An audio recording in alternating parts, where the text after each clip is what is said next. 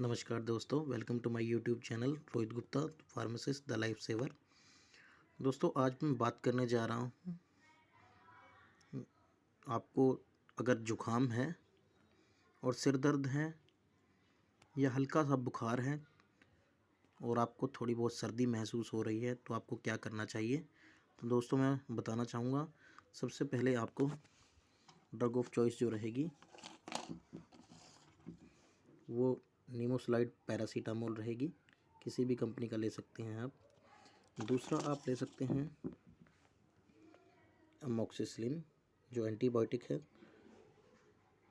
जो आपकी ठंड भी उतारेगा और आपको जो इन्फेक्शन है उसको ख़त्म करने में लाभदायक रहेगा।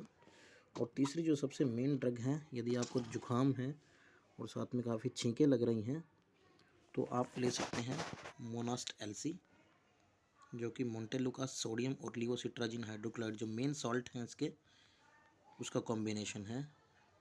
दोस्तों, ये काफ़ी सारी और भी कंपनीज़ का आता है, किसी मर्जी कंपनी का ले सकते हैं आप, लेकिन कंपनी अच्छी हो।